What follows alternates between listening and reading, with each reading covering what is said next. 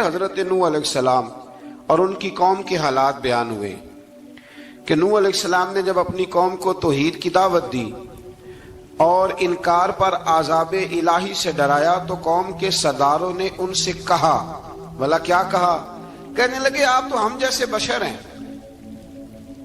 تو ہماری طرح ہی ہیں آپ، اور آپ کے پیروکار پسماندہ یعنی غریب لوگ ہیں اور کم عقل لوگ ہیں۔ ہماری رائے میں آپ کو معاذ اللہ ہم پر کوئی فضیلت حاصل نہیں، بلکہ معاذ اللہ ثم معاذ اللہ۔ کہنے لگے آپ تو جھوٹے ہیں، اللہ کے نبی کو کہہ رہے ہیں معاذ اللہ، استغفر اللہ۔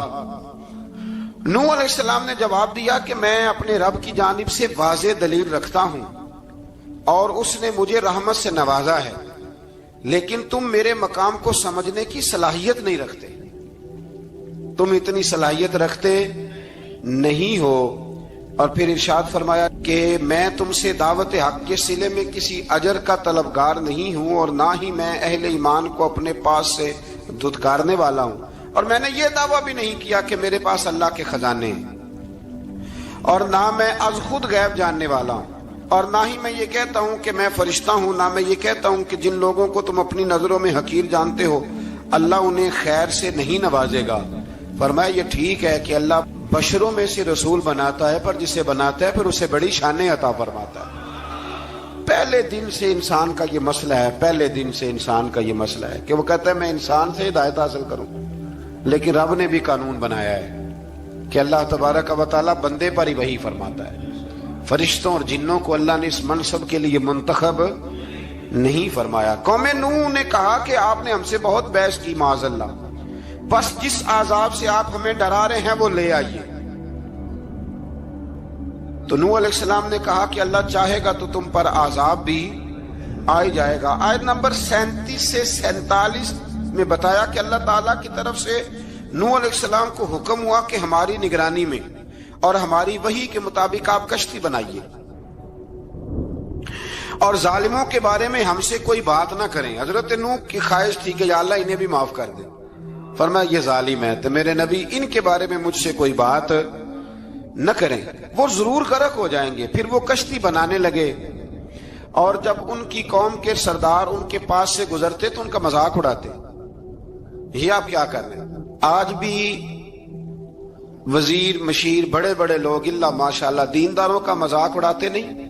اڑاتے ہیں کہ نہیں اڑاتے مذاق؟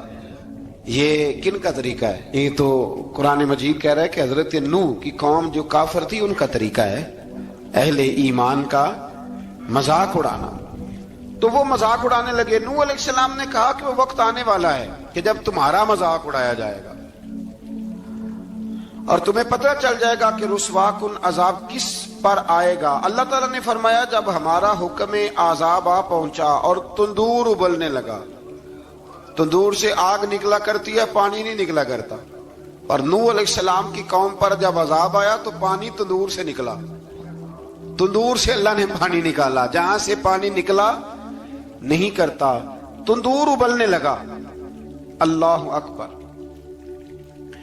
تو اللہ تبارک و تعالیٰ نے فرمایا تو ہم نے نوح علیہ السلام سے کہا کہ آپ خود اور اپنے گھر والوں کے ساتھ اس کشتی میں سوار ہو جائیں اور اہل ایمان کو بھی سوار کر لیں، اور ہر چیز کے جوڑے یعنی نار اور مادہ کو سوار کر لیں۔ اور ان کے ساتھ ایمان والے بہت کام تھے۔ حضرت نوح علیہ السلام دعائیں پڑھتے ہوئے سوار ہو گئے۔ پھر کیا ہوا؟ کشتی انہیں پہاڑوں جیسی موجوں میں لے جا رہی تھی کہ نوح علیہ السلام الگ کھڑے ہوئے اپنے بیٹے سے فرمانے لگے بیٹے ہمارے ساتھ کشتی میں سوار ہو جا اور کافروں کے ساتھ نہ رہو۔ اس نے یعنی نوح علیہ السلام کے بیٹے نے کہا کہ میں آپ کے ساتھ نہیں بیٹھوں گا، ابھی کوئی پہاڑ آئے گا تو میں پہاڑ کی پناہ لے لوں گا۔ اگر کسی نیک آدمی کا بیٹا کبھی غلط نکل آئے تو اس کا مطلب یہ نہیں کہ اس نے تربیت ٹھیک نہیں کی، ہاں یہ اعتراض چھوڑ دیں، اس لیے کہ نوح علیہ السلام کا بیٹا کافر ہو گیا۔ اور جب سیلاب نظر آیا تو اس سے کہا کہ آجا سوار ہو جا، تو کہنے لگا میں نہیں بیٹھوں گا، میں تو کسی پہاڑ کی پناہ لے لوں گا اور میں اس کے اندر چھپ جاؤں گا اور وہ پہاڑ مجھے پانی سے بچا لے گا۔ نوح علیہ السلام نے کہا آج اللہ کے حکم کے سوا کوئی بچانے والا نہیں ہے سوائے اس کے جس پر اللہ رحم فرمائے۔ پھر ان دونوں کے درمیان موج حائل ہو گئی، ایسے ایک موج اٹھی اور حضرت نوح کا بیٹا ڈوب گیا۔ اور جب حضرت نوح کا بیٹا ڈوبا، اللہ کی طرف سے حکم ہوا اے زمین اپنا پانی نگل لے، اے آسمان تھم جا، پانی خشک ہو گیا، اللہ کا فیصلہ نافذ ہو گیا اور کشتی کوہ جودی پر ٹھہر گئی۔ نوح علیہ السلام نے اللہ سے التجا کی، کیا میرے پروردگار میرا بیٹا اور میرے اہل سے ہے اور تیرا وعدہ سچا ہے کہ تو میرے اہل کو بچا لے گا؟ اللہ نے فرمایا نوح وہ آپ کے اہل میں سے ہے ہی نہیں، وہ آپ کے اہل میں سے ہے ہی نہیں۔ اہل میں سے وہ ہوگا جو آپ کے طریقے پہ چلے گا، جو طریقے پہ نہ چلے وہ نسل میں سے ہے ہی نہیں، وہ ختم ہو گئی بات۔ اللہ اکبر۔ اس کے اعمال ٹھیک نہیں، جس بات کی حقیقت کا آپ کو معلوم نہ ہو اس کے بارے میں سوال نہ کریں۔ تو نوح علیہ السلام نے اللہ تعالیٰ سے اپنی اس اجتہادی خطا پر مغفرت اور رحم کی دعا کی۔ پھر طوفان نوح تھم جانے کے بعد وہ سلامتی کے ساتھ اتر گئے۔ اجتہادی خطا میں نے ایک لفظ بولا ہے، یہ اجتہادی خطا کا مطلب یہ ہے کہ بعض اوقات انبیاء سے ایسی باتیں سرزد ہو جاتی ہیں کہ جو تعلیم امت کے لیے ضروری ہوتی ہیں، تاکہ لوگوں کو پتہ چل جائے کہ اللہ کی بارگاہ میں توبہ کیسے کرنی۔ اگر وہ لوگ توبہ نہ کرتے تو ہمیں توبہ کے طریقے سمجھ میں، یعنی ان سے اجتہادی خطا ہو گئی، کہنے میں کرنے میں کوئی ایسی بات ہو گئی جو بظاہر اللہ تعالیٰ کی رضا والی، تو فوراً معافی مانگ لیتے تھے۔ لیکن اب امتی اٹھ کے کہے کہ نبی گناہ گار ہے معاذ اللہ۔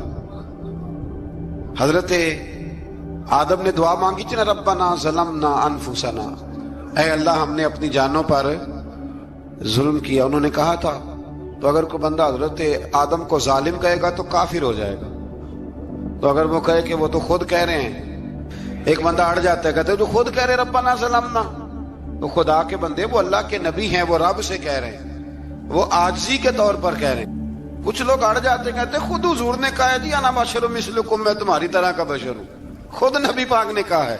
عجیب بیوقوف بندے ہو، نبی کریم تو کہہ سکتے ہیں پر امتی اٹھ کے نہیں کہہ سکتا۔ اس نے تو کہنا ہے وہ حبیب اللہ ہے، اس نے تو کہنا ہے وہ قیامت میں شفاعت کرنے والے ہیں، امتی نے تو کہنا ہے وہ سارے نبیوں کے سردار ہیں، وہ امام الانبیاء ہیں۔ امتی وہ لفظ ادا کرے گا جو اس کے بنتے ہیں۔ اب کوئی بندہ اٹھ کے کہہ دے، دیکھے نا ایک بہت بڑا عالم تقریر کرتے ہوئے کہے جی میں تو ان پڑھ آدمی ہوں، تو اس کا شاگرد کہے کہ استاد جی قسم اٹھائے ہاں آپ نے تقریر میں کہا نہیں میں ان پڑھ ہوں، آپ تو ان پڑھ ہے، تو یہ بات ادب ہے کہ بے ادبی ہے؟ چلیں اس سے آگے چلتے ہیں، یہ بھی ذرا مشکل سے سمجھ میں آئے گی۔ ایک اور بات جو جلدی سمجھ میں آ جائے گی، ایم این اے جب اعلان کرتا ہے، تقریر کرتا ہے، الیکشن لڑتا ہے، تو کہتا نہیں میں قوم کا خادم ہوں، کہتے ہیں نا کہ میں قوم کا خادم سے آپ کیا کچھ کراتے ہو؟ سارے کام کراتے ہیں نا۔ خادم کو بندہ یہ بھی کہہ لیتا ہے کہ جھاڑو دے دے گلی میں، کہتے ہو کہ نہیں کہتے؟ تو اس نے بھی تو سپیکر میں کہا میں خادم ہوں، کہو اس سے کہ جھاڑو دے گلی میں آ کے، پھر پتہ کیا حال ہوگا؟ جھاڑو تو نہیں آئے گا اور ہو سکتا ہے کچھ ہے آ جائے۔ تو اس لیے اب کوئی بندہ کہے جی انہوں خود کہا ہے، تو ایک کچھ پوری جماعت ہے لوگوں کی جو بات کو سمجھتی نہیں، کہتے ہیں خود کہا ہے میں بشر ہوں، انہوں نے خود کہا میں غیب نہیں جانتا، انہوں نے خود کہا میرے پاس خزانہ کوئی نہیں، انہوں نے خود کہا میرے پاس کوئی شے نہیں۔ تو اس لیے آپ سمجھیں کسی کے لفظوں پر اگر آپ گرا لگا کے بیٹھیں گے تو پھر اس سے بے ادبی ہوگی۔ تو نوح علیہ السلام نے اللہ سے اپنی اجتہادی خطا کی معافی مانگی۔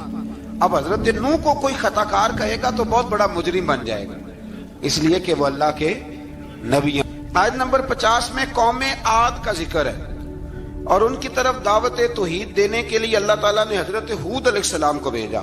ہود علیہ السلام نے قوم سے کہا کہ میں تم سے کسی چیز کا اجر طلب نہیں کروں گا، میرا اجر میرے اللہ کی بارگاہ میں ہے، پاس تم اپنے رب سے بخشش مانگو، پھر اس کی بارگاہ میں توبہ کرو، اللہ تعالیٰ تم پر موسلا دار بارش برسائے گا اور تمہاری قوت میں اضافہ فرمائے گا۔ قوم عاد نے دعوت حق کو رد کیا اور ایمان نہ لائے، بلکہ ہود علیہ السلام پر طنز کیا۔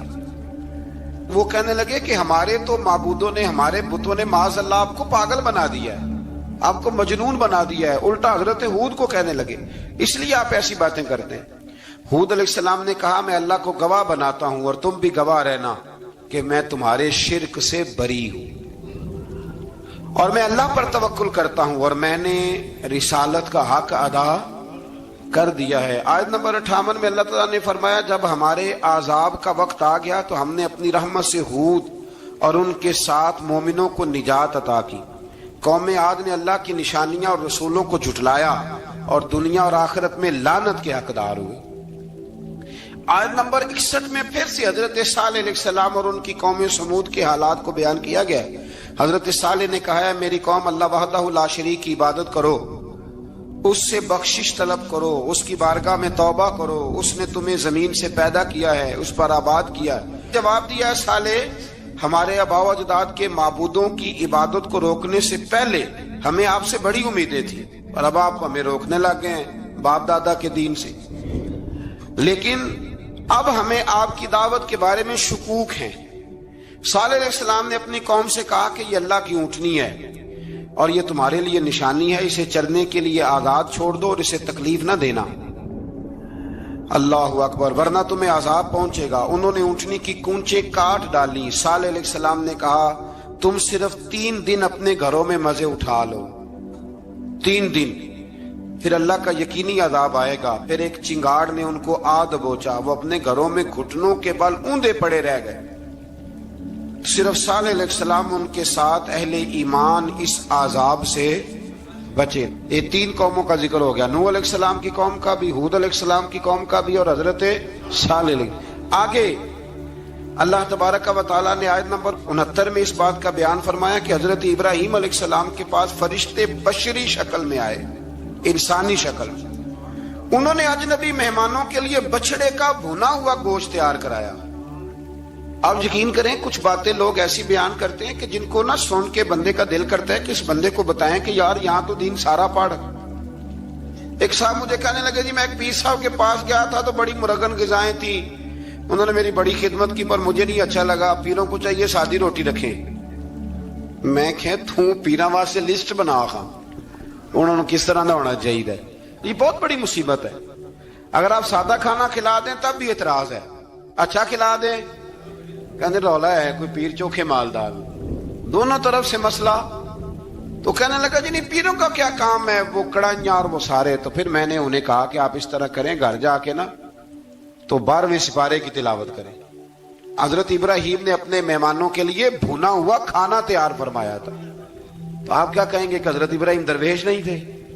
عجیب بات ہے بھائی، آپ ہر بات میں اڑ جاتے ہیں۔ دین ہم نے وہ لینا ہے جو اللہ کا قرآن ہمیں دیتا ہے اور رسول اللہ کی حدیث ہمیں دیتی ہے۔ جب انہوں نے دیکھا کہ مہمان کھانے کی طرف ہاتھ نہیں بڑھا رہے تو ان کو ڈر محسوس ہوا۔ حضرت ابراہیم کو فرشتوں نے کہا کہ ہمیں قوم لوط علیہ السلام کے عذاب کے لیے بھیجا گیا ہے۔ حضرت ابراہیم کی بیوی کھڑی تھی، اس پر وہ مسکرائیں تو فرشتوں نے اللہ کی طرف سے انہیں حضرت اسحاق علیہ السلام اور اس کے بعد حضرت یعقوب علیہ السلام کی بشارت عطا۔ اسحاق علیہ السلام حضرت ابراہیم کے بیٹے ہیں اور یعقوب علیہ السلام پوتے ہیں، اور یعقوب علیہ السلام کے بیٹے یوسف علیہ السلام۔ ہاں اللہ اگر چاہے تو 7 نسلوں میں نبوت رکھ دیتا ہے اگر اس کی منشا ہو۔ تو حضرت یعقوب کی بشارت دی۔ انہوں نے حیرت سے کہا کہ ہم دونوں میاں بیوی تو بوڑھے ہیں، اس عمر میں اولاد کیسے ہوگی؟ تو فرشتوں نے جواب دیا اے ابراہیم کے گھر والوں، تم پر اللہ کی رحمتیں اور برکتیں ہوں، اللہ کی قدرت پر تمہیں کیوں تعجب ہے؟ اللہ فرماتا ہے کہ بیٹے کی بشارت سن کر ابراہیم کا خوف دور ہو گیا اور پھر وہ قوم لوط کے بارے میں گفتگو کرنے لگے۔ ابراہیم بہت بردبار، اللہ سے آہوزاری کرنے والے اور اس کی طرف رجوع کرنے والے تھے۔ اللہ تعالیٰ نے حضرت ابراہیم علیہ السلام کو فرمایا اے ابراہیم اس گزارش سے آپ گریزاں رہیں، اس کا یقینی فیصلہ ہو چکا ہے اور ان پر نہ ٹلنے والا عذاب نازل ہو کے رہے گا۔ وہ کیا گناہ کرتے تھے لوط علیہ السلام کی قوم میں میں نے بتایا تھا، مرد مردوں سے بدفعلی کرتے۔ تو حضرت ابراہیم نے بھی عرض کی، بار بار گزارش کی، بحث کی کہ اللہ مہربانی فرما ان کا عذاب۔ آپ دیکھیں نبیوں کے حوصلے کتنے بڑے ہیں، قومیں تنگ کرتی ہیں اور طرح طرح کی باتیں کرتی ہیں اور پیغمبر پھر بھی کہتے ہیں یا اللہ مہربانی فرما، اے اللہ ان سے عذاب۔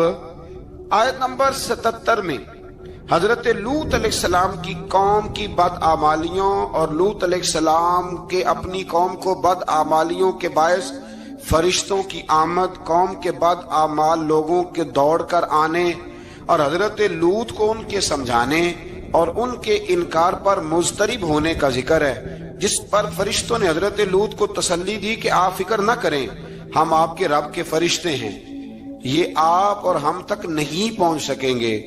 آپ رات کے آخری حصے میں قوم کی طرف توجہ کیے بغیر ہجرت فرما لیں، اس لیے کہ صبح کے وقت ان پر عذاب آئے گا۔ جب اللہ کا عذاب آیا تو اس نے بستی کے اوپر کے حصے کو نیچے کر دیا اور قوم لوط کے اوپر اللہ کی طرف سے لگاتار نشان زدہ پتھر برسائے گئے، لگاتار پتھر آئے۔ آیت نمبر 84 میں اللہ تعالیٰ نے حضرت شعیب علیہ السلام اور ان کی قوم کا ذکر فرمایا ہے اور ان کے جرائم کو بیان کیا گیا ہے۔ وہ ناپ تول میں کمی کرتے تھے، دوسروں کو چیزیں کم تول کر دیتے تھے۔ اللہ تعالیٰ نے ان سے فرمایا کہ فساد فی الارض سے باز آؤ اور اپنے سے پہلے سرکش امتوں کا انجام دیکھ لو۔ جب حضرت شعیب کی نصیحتوں کا ان پر اثر نہ ہوا تو پھر اللہ تعالیٰ نے انہیں بھی عذاب سے ہلاک کر دیا۔ آیت نمبر 94 میں فرمایا کہ جب ہمارا عذاب آیا تو ہم نے اپنی رحمت سے حضرت شعیب اور ان پر ایمان لانے والوں کو بچا لیا، اور ظالموں کو ایک زبردست چنگاڑ نے پکڑ لیا تو صبح وہ اپنے گھروں میں اوندے منہ پڑے تھے، گویا وہ کبھی وہاں آباد تھے ہی نہیں۔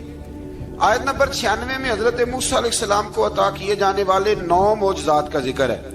پھر فرعون اور اس کے پیروکاروں کے باطل روش کے باعث ان کی ہلاکت کا بھی ذکر فرمایا، اور دنیا اور آخرت میں انہیں ملعون یعنی لعنتی قرار دیا۔ جن بستیوں کو اللہ تعالیٰ نے ہلاک کیا ان میں سے بعض کے آثار موجود ہیں اور بعض کے آثار تک معدوم ہو چکے۔ ان میں سے ہر بستی والے اپنے ظلم کے باعث ہی ہلاک ہوئے۔ اللہ تعالیٰ کسی پر ظلم نہیں فرماتا، لوگ خود اپنی جانوں پر ظلم کرتے ہیں۔ جو شخص عذاب آخرت سے ڈرتا ہے اس کے لیے اس میں نشانیاں موجود ہیں۔ آیت نمبر 106 سے اللہ تعالیٰ نے انجام کے اعتبار سے لوگوں کی 2 قسمیں بیان کی۔ 2 قسمیں فرمایا، ایک ہیں سعادت مند لوگ اور دوسرے ہیں بدبخت۔ فرمایا بدبختوں کا ٹھکانہ جہنم ہے جس میں وہ ہمیشہ رہیں گے، اور نیک بختوں کا ٹھکانہ جنت ہے، وہ ہمیشہ اسی میں رہیں گے، اور ان کے لیے اللہ کی طرف سے نا ختم ہونے والی عطائیں۔ آیت نمبر 110 میں حضور صلی اللہ علیہ وسلم کو تسلی دی گئی کہ جس طرح یہ لوگ قرآن کے بارے میں اختلاف کرتے ہیں، اسی طرح قوم موسیٰ نے تورات کے بارے میں بھی اختلاف کیا تھا، اور اللہ نے ان کے اعمال کا پورا بدلہ انہیں دیا۔ آیت نمبر 112 سے سرکشی کو چھوڑ کر احکامات دین پر استقامت اختیار کرنے اور ظالموں کے ساتھ میل جول رکھنے سے بچنے کا حکم دیا گیا ہے، اور فرمایا کہ ظالموں سے میل جول کا انجام دوزخ کی آگ ہے۔ ہم لوگ نہ شکوہ کرتے ہیں، کسی حکومت کو بنے ہوئے 6 مہینے گزرتے ہیں تو شکوہ شروع ہو جاتا ہے، حالانکہ وہ خود تو نہیں نہ بنتے، ان کو کوئی بنانے والا ہے۔ تو ظالم کا جو مددگار ہوتا ہے وہ بھی ظالم ہوتا ہے، اس لیے احتیاط کریں۔ اور یہ صرف سیاستدانوں کی بات نہیں، دنیا کے ہر معاملے میں آپ غور کریں کہ آپ کسی ظالم کے مددگار تو نہیں۔ اللہ تعالی ہمیں حق پر استقامت عطا فرمائے۔ آیت نمبر 114 میں دن کے دونوں طرفوں میں اور ابتدائی رات کے کچھ حصے میں اللہ تعالیٰ نے نماز قائم کرنے کا حکم دیا ہے۔ رات کے کچھ حصے میں بھی نماز پڑھنی چاہیے، اور یہ بھی بتایا کہ بے شک نیکیاں گناہوں کو مٹا دیتی ہیں، اور یہ نصیحت قبول کرنے والوں کے لیے نصیحت ہے۔ آیت نمبر 120 میں اللہ تعالیٰ نے فرمایا کہ ہم آپ صلی اللہ علیہ وسلم کو رسولوں کی تمام خبریں آپ کے دل کی تسکین اور تقویت کے لیے بیان کرتے ہیں، اور ان میں مومنوں کے لیے نصیحت اور عبرت ہے کہ ان ساری باتوں سے عبرت پکڑ لو۔ بچہ صرف وہی جو اللہ کے نبیوں کے طریقے پہ چلا اور نبیوں کے ساتھ رہا، باقی بچ سکے نہیں۔ اللہ تعالیٰ کی طرف سے توحید و رسالت اور وقوع قیامت کے دلائل بھی ہیں۔ آیت نمبر 123 میں فرمایا کہ آسمانوں اور زمینوں میں سب غیب اللہ ہی کے ساتھ مختص ہیں، اور ہر کام اسی کی طرف لوٹایا جاتا ہے۔ آپ اسی کی عبادت کیجئے، اسی پر توکل کیجئے، اور آپ کا رب لوگوں کے اعمال سے غافل نہیں ہے۔ اسی بارے میں نا آگے سورۃ یوسف شروع ہو رہی ہے۔ اس کو اللہ تعالیٰ نے کہا ہے کہ یہ بڑا پیارا قصہ ہے، احسن القصص کا، قصوں میں سونا قصہ۔ تو یہ کچھ 12ویں پارے میں اور کچھ 13ویں پارے میں ہے۔ میں نے یہ ارادہ کیا ہے کہ یہ ایک ہی دن پوری بیان کی گئی۔ قوم سبت کا ذکر فرمایا اللہ نے۔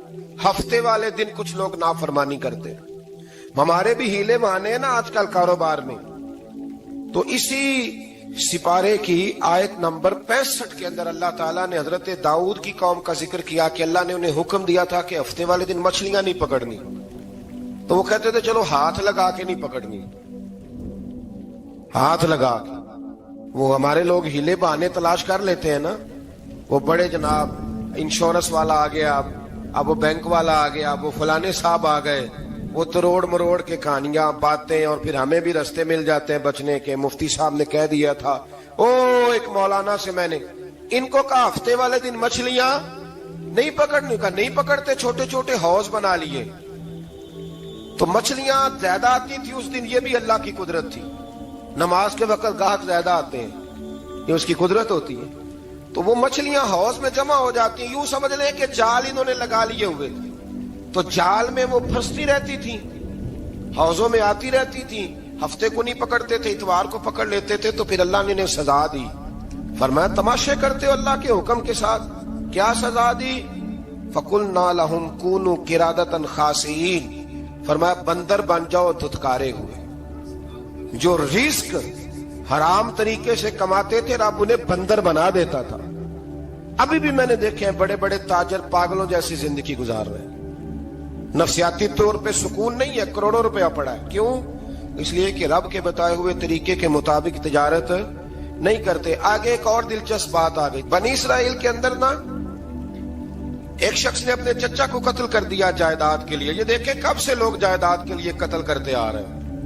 چچا کو قتل کر دیا، اور قتل کر کے حضرت موسیٰ علیہ السلام کے پاس آئے کہ میرے چچا کو کسی نے قتل کر دیا ہے، تو بتائیں کیا کرنا ہے؟ تو آپ نے فرمایا کہ گائے ذبح کرو، اور اس کا ایک ٹکڑا مقتول کو مارو، مرنے والے کو، وہ خود اٹھ کے بتا دے گا مجھے کس نے قتل کیا ہے۔ اب ارادہ نہیں تھا گائے ذبح کرنے کا تو بہانے کرنے لگے۔ ارادہ نہیں نہ ہوتا تو پھر کیا ہوتے ہیں؟ کہنے لگے گائے کس طرح کی ہو، بوڑھی ہو کہ بچی ہو، رنگ کیسا ہو، جوان ہو کہ چھوٹی ہو، حال میں ایک دفعہ چلنا سیکھ گئی ہو یا ابھی نہ سیکھی ہو، تو بتاتے گئے تو رب بھی شرطیں بیان کرتا گیا۔ گہرے زرد رنگ کی ہو، حال کے اندر اسے نہ چلایا گیا ہو، پانی نہ نکالا گیا ہو، نہ بچی ہو نہ جوان ہو، اس کے درمیان ہو۔ یہ ساری شرطیں کہاں پائی جاتی تھی؟ حضرت موسیٰ علیہ السلام کی قوم کا ایک شخص تھا جو اللہ کا ولی تھا۔ وہ جب انتقال کرنے لگا نا، اللہ اکبر، دیکھو رب ولیوں کی اولادوں پر بھی کتنا فضل فرماتا ہے۔ وہ جب انتقال کرنے لگا تو ایک اس کے پاس چھوٹی سی بچیا تھی، گائے کی بچی، اس نے جنگل میں چھوڑ دی۔ کہنے لگا یا اللہ میں تیرے نام پہ چھوڑتا ہوں، میرا بچہ جوان ہو جائے تو اسے دے دینا، اور تو سرمایہ ہی کوئی نہیں۔ بچہ بڑا ہوا تو بچہ بھی بڑا نیک تھا، اپنی ماں کا بڑا فرما بردار تھا۔ اس کی ماں نے کہا بیٹا تیرے باپ نے ایک گائے چھوڑی تھی، تو بچہ جنگل میں گیا اور جا کے کہنے لگا اے اللہ میری گائے مجھ سے ملا دے۔ تو رب کریم نے وہ گائے واپس کر دی، وہ گائے گھر لے آیا۔ اب وہ کہنے لگا اماں بیچ دوں، تو اماں کہنے لگی بیٹا میرے پوچھے بغیر نہ بیچنا۔ کئی دفعہ گاہک لگے پر اس نے کہا جب تک میری اماں نہ کہے گی میں بیچوں گا۔ ادھر بنی اسرائیل والے شرطیں جتنی گائے کے بارے میں پوچھ چکے تھے وہ ساری اسی گائے میں پائی جاتی تھی۔ تو یہ ڈھونڈتے ڈھونڈتے وہاں پہنچ گئے، تو کہنے لگے گائے چاہیے۔ تو اس نے کہا بھی تمہاری مرضی سے نہیں، قیمت میری مرضی کی۔ ایک مفسر نے تو یہاں تک لکھا ہے کہ اس نے کہا گائے ذبح کر کے نا، تو جتنا گائے کے اندر گوشت ہوگا نا اتنا ہی کھال کے اندر تو مجھے مال بھر کے دو گے، اتنے ہی سکے بھر کے دو گے، اتنی اشرفیاں بھر کے دو گے تو پھر تمہیں گائے دوں گا۔ تو پھر یہ گائے انہیں ملی اور یہ گائے لے کر کے آئے۔ زیادہ سوالات نہ کرتے تو زیادہ الجھتے نہ۔ ہم بھی دین کے معاملے میں بڑے سوال جواب کرتے ہیں، اتنا سوال کریں جتنی اس کی ضرورت ہے۔ ان لوگوں نے سوالات زیادہ کیے تو پھر الجھ زیادہ گئے۔ تو میرے بھائی اس کا ذکر بھی اللہ تبارک و تعالیٰ نے پہلے پارے کے اندر بیان فرمایا۔ پھر اللہ کریم نے فرمایا کہ کچھ ایسے لوگ بھی ہیں یہودیوں میں سے جن کا دعویٰ ہو گیا ہے کہ ہم اللہ کے بڑے پیارے ہیں۔ فرمایا یہ صرف ان کے منہ کی باتیں ہیں، یہ تو قیامت میں پتہ چلے گا نا کہ اللہ کا پیار کس کے ساتھ زیادہ ہے۔ اور پھر یہ بھی یہودیوں نے دعویٰ کیا ہے، اسی پارے میں اللہ فرماتے ہیں کہ ان کا دعویٰ ہے کہ ہم اللہ کے بڑے پیارے ہیں، جنت میں ہم ہی جائیں گے۔ تو اللہ فرماتے ہیں پھر مرنے کی دعا تو کرو، جنت میں تو مر کے جانا ہے نا۔ لیکن رب فرماتے ہیں یہ کبھی مرنے کی دعا نہیں کریں گے، اس لیے کہ انہیں پتہ ہے کہ ہم نے آخرت کے لیے کیا بھیجا۔ لیکن جی پہلا حکم آ گیا یا ایھا الذین آمنوا کہہ کے، پہلی آیت قرآن پاک کی پہلے سپارے میں پہلی آیت جس میں اللہ نے کہا یا ایھا الذین آمنوا، تو پہلا حکم آمنوا کہہ کے آیت نمبر 104 میں جو اللہ نے حکم دیا ہے نا، وہ نبی پاک کی تعظیم کا حکم ہے۔ پہلا حکم ہی اللہ نے حضور کی عزت اور ناموس کا ارشاد فرمایا۔ پہلا اس ترتیب کے لحاظ سے وہ ہوا یہ کہ جب نبی پاک کو بات ارشاد کرتے تو صحابہ کرام اٹھ کے عرض کرتے رائینا یا رسول اللہ، حضور سمجھ نہیں آئی ذرا رعایت کر دے۔ تو یہودیوں کی عبرانی زبان کے اندر نہ ذرا کھینچ کے پڑھتے تھے رائینا، تو اس کا معنی بنتا تھا معاذ اللہ اے ہمارے چرواہے، بکریاں چرانے والے کو بھی وہ رائینا کہتے تھے۔ تو جب صحابہ یہ کہنے لگے تو اللہ نے منع ہی کر دیا، فرمایا میرے محبوب کے غلاموں، اس لفظ کے پیچھے چھپ کے، اس لفظ کے پیچھے چھپ کے لوگ میرے نبی کی بے ادبی کر جاتے ہیں، تو جس لفظ کا کوئی ایک معنی بے ادبی والا بنتا ہو وہ لفظ بھی میرے نبی کے لیے نہ کہو، لفظ وہ والے کہو جس میں کوئی بے ادبی کا معنی نکلے نہ۔ یہاں لوگوں نے بڑے بڑے لفظ نہیں بول دیے، پھر کہتے میرا مطلب یہ تھا، میرا مطلب وہ تھا، تو نے وہ لفظ بولا کیوں جس کا کوئی غلط مطلب بھی نکل سکتا تھا۔ اللہ نے فرمایا یا ایھا الذین آمنوا لا تقولوا رائینا، اے ایمان والو رائینا کہو ہی نہ۔ تو یا اللہ کیا کہیں؟ فرمایا وقولوا انظرنا، تم کہو یا رسول اللہ ایک نظر فرمائیے، انداز دیکھیے، انظرنا ایک نظر۔ تو ہمارے بزرگ تو پہلے ہی بڑے پیار والوں نے کہہ دیا یا رسول اللہ انظر حالنا، کہتے کہاں سے لاتے ہو جملے؟ میں نے کہا اللہ کی کتاب سے، یا رسول اللہ انظر حالنا یا حبیب اللہ اسمع قالا، تو تم کہو انظرنا، محبوب نظر کرم کرے، واسمعوا، اور کیا ضرورت ہے دوبارہ پوچھنے کی؟ اللہ کہتا ہے پہلے ہی دھیان سے سنا کرو، پہلے ہی واسمعوا، پہلے ہی احتیاط سے سنو، وللکافرین عذاب علیم، اور کافروں کے لیے دردناک عذاب ہے۔ لے جی اسی پارے میں اللہ تبارک و تعالیٰ نے پھر اہل یہود کا ذکر کیا، تو یہود کہنے لگے کہ ہم حضرت ابراہیم کے ماننے والے ہیں، تو اللہ کریم نے وہ بھی ذکر کیا کہ میں نے تو ابراہیم کو آزمایا ہے، وَإِذِ ابْتَلَىٰ إِبْرَاهِيمَ رَبُّهُ بِكَلِمَاتٍ فَأَتَمَّهُنَّ، ہم نے ابراہیم کو کچھ چیزوں سے آزمایا ہے، وہ ہماری آزمائش پہ پورے اترے۔ قَالَ إِنِّي جَاعِلُكَ لِلنَّاسِ إِمَامًا، تو پھر ہم نے انہیں کہا کہ ہم آپ کو پوری دنیا کا امام بنائیں گے۔ وہ آزمائش کیا تھی؟ آگ میں جانا بھی آزمائش، بیٹے کا نہ ہونا بھی آزمائش، بیٹا ہوا تو پھر اسے وادی غیر ذی زرع ان میں چھوڑ کے آنا بھی آزمائش، بڑا ہوا تو پھر ذبح کرنا بھی آزمائش۔ فرمایا جہاں جہاں آزمایا ہے نا، ابراہیم ہماری آزمائش میں پورے اترے۔ فرمایا تم مفت میں حضرت ابراہیم کی اولاد بنتے ہو اور ان کا نام لیتے ہو اور ان کے ساتھ اپنا تعلق بناتے ہو، دیکھو تو صحیح وہ کتنی آزمائشوں سے گزرے۔ تو اس کا بھی اللہ نے اسی میں ذکر فرمایا۔ اور پھر وہ بات کرتے تھے حضرت یعقوب کی اور حضرت اسحاق کی، تو فرمایا وہ تو ہمارے اتنے خاص بندے تھے کہ وصال کا وقت بھی انہوں نے اپنی اولادوں کو نصیحت فرمائی تھی کہ اللہ کی توحید پہ قائم رہنا، اس کا ذکر بھی اللہ نے اسی پارے میں بیان فرمایا۔ اور جو حضرت ابراہیم اور جناب اسماعیل نے کعبہ تعمیر کیا تو اس کا ذکر بھی اللہ تعالیٰ نے اسی بارے میں فرمایا۔ فرمایا جب وہ کعبہ بنا رہے تھے تو کہہ رہے تھے ربنا تقبل منا، کہہ رہے تھے اے اللہ بنا ہم نے دیا ہے پر مہربانی فرما ہم سے قبول فرما لے۔ تو جو آیہ کریمہ آخر میں عرض کرنا چاہتا ہوں اس پر بھی تھوڑی توجہ فرمائیں گے تو بات بڑی نکھر کے باہر آئے گی۔ یہ 16ویں رکوع کے اندر اللہ نے پھر یہود کا اور عیسائیت کا ذکر فرمایا تو اللہ کریم نے ایک بات ارشاد فرمائی، یہودیوں کے ہاں جب کوئی بچہ پیدا ہوتا تھا پیلے رنگ کے ساتھ اس کو رنگتے تھے، یا کوئی خاص رنگ تھا ان کا، بچہ پیدا ہوتا تو اس پر وہ رنگ چڑھاتے کہ یہ جی ہمارے مذہب کا رنگ ہے۔ ہمارے ہاں بھی رسمیں ہیں نا اپنی اپنی، معاذ اللہ اپنی اپنی نہیں ہونی چاہیے، اللہ رسول کا حکم ہونا چاہیے۔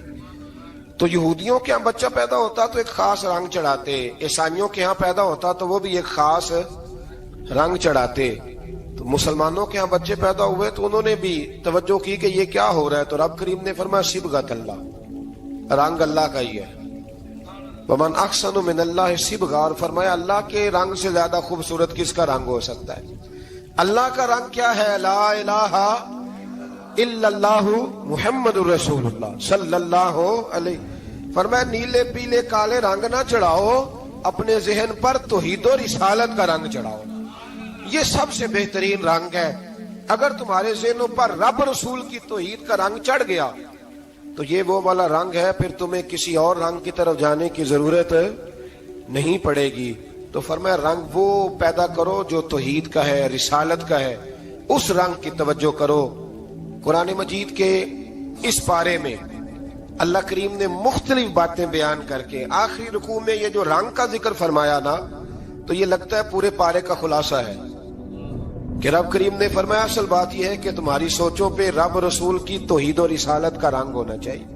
وہ ایک دفعہ مسلمہ کذاب بے ایمان کہنے لگا میں نے بنا لیا ہے قرآن پاک کا جواب. معاذ اللہ. جواب کیا بنایا؟ وہ سورت ہے نا القاریہ ملقاریہ وما ادراک ملقاریہ، کھڑکھڑانے والی کیا ہے، کھڑکھڑانے والی تمہیں کیا پتا کیا ہے کھڑکھڑی، قیامت کا ذکر ہے. کہنے لگا میں نے اس جیسی صورت بنا لیا. تو کیا بنایا؟ الفیل ملفیل وما ادراک ملفیل. کہنے لگا ہاتھی، تمہیں کیا پتا کیا ہاتھی، تم کیا جانو کیا ہاتھی. تو پاس جو اس کے اپنے بیٹھے تھے نا چیلے، کہنے لگے چپ کر جا، سارے زمانے کو پتا ہاتھی کیا ہوتا ہے. تو پاگل ہے، اس کے دو کان ہوتے ہیں، ایک سونڈ ہوتی ہے، چار اس کے پیر ہوتے ہیں. بیوقوف آدمی قرآن کا مقابلہ کرنا ہے تو کچھ چاج کے ساتھ کر، پاگلوں کی طرح مقابلہ کرے گا، جوتے کھائے گا بھی ہمیں بھی پڑھوائے گا. تو قرآن مجید کا کوئی مقابلہ کر سکا؟ تو اس آیہ مبارکہ میں اللہ نے کافروں کو یہ کہا اگر مقابلہ نہیں کر سکتے تو پھر اللہ سے ڈرو، ورنہ دوزخ میں ڈالے جاؤ گے، وہ جس کا ایندھن آدمی اور پتھر ہے، اور بنائی بھی کافروں کے لیے گئی ہے. اعدت للکافرین. جہنم کس کے لیے بنائی گئی ہے؟ کافروں اور منافقوں کے لیے. مسلمانوں کے لیے بنائی گئی. مسلمان مرضی سے چھلانگے لگائیں تو ان کی موج ہے، ورنہ ان کے لیے جہنم، ان کے لیے اللہ نے جنت بنائی ہے. اور یہ بات کرتے ہی رب کریم نے فرمایا اے محبوب علیہ الصلوۃ والسلام، مومنوں کو خوشخبری دے دیں کہ اللہ نے ان کے لیے جنت بنائی ہے، اس میں باغات ہیں، انہیں رزق دیا جائے گا کھانے کے لیے، اور اس میں انہیں پاکیزہ بیویاں دی جائیں گی، اور پھر وہ اس میں ہمیشہ رہیں گے، انہیں اس سے نکالا نہیں جائے گا.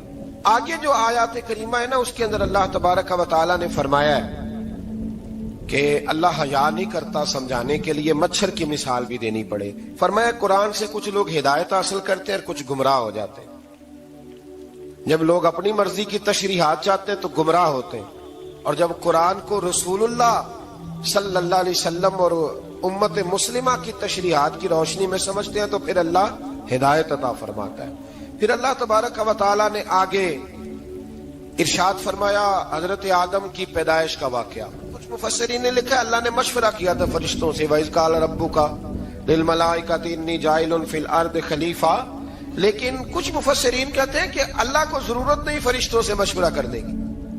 اللہ نے فرشتوں سے مشورہ نہیں کیا، بلکہ رب نے انہیں آگاہ فرمایا تھا کہ میں لگا ہوں زمین پہ اپنا نائب بنانے، میں خلافت دینے لگا ہوں زمین پہ. اب یہ تو دینے والی کی مرضی ہے نا اس نے کس کو دینی ہے، یہ تو دینے والے کی مرضی ہے نا اس نے. تو کچھ لوگ کہتے ہیں کہ دینے والے سے زیادہ ہمیں پتہ ہے. تو فرشتوں کو بھی یہ اجتہادی خطا ہو گئی، کہنے لگے یا اللہ اسے نہ بنانا، یہ فساد کرے گا، یہ خون ریزیاں کرے گا. تو اللہ نے فرمایا جو میں جانتا ہوں وہ تم. اللہ اکبر. امام راضی فرماتے جب رمضان آتا ہے تو اللہ فرشتوں سے کہتا ہے ذرا یہ کھول کے دروازے دیکھو نا یہ زمین پہ کیا کر رہے ہیں. تم تو کہتے تھے فساد کریں گے اور یہ سارے تراویحاں پڑھ رہے ہیں. تم تو گویا کہتے تھے فساد کریں گے اور یہ تو دیکھو گویا رمضان کے روزے رکھ رہے ہیں. یہ تو میری یاد میں نکلے ہوئے. تم کچھ کہتے تھے اور دیکھو میں نے تمہیں کہا تھا نا جو میں جانتا ہوں وہ تم. اللہ نے پھر حضرت آدم علیہ السلام کو تمام زمانے کے علوم عطا کیے، علم سکھا لیا. تو فرشتوں سے کہا تم بھی ان چیزوں کے نام بتاؤ، تو وہ بتا سکے نہیں. اللہ نے فرمایا اب اس طرح کرو آدم کو سجدہ کرو. سب نے سجدہ کیا سوائے وہ. کہنے لگا یا اللہ صرف تجھے ہی کرنا ہے. کرنا بھی صرف اللہ کو چاہیے، پر رب کے آگے بھی جھکنا چاہیے، اور جس کے سامنے رب جھکائے نا وہاں بھی. اور یہ جو عاجزی ہے نا، یہ جو جھکنا ہے یہ علم کے آگے ہے.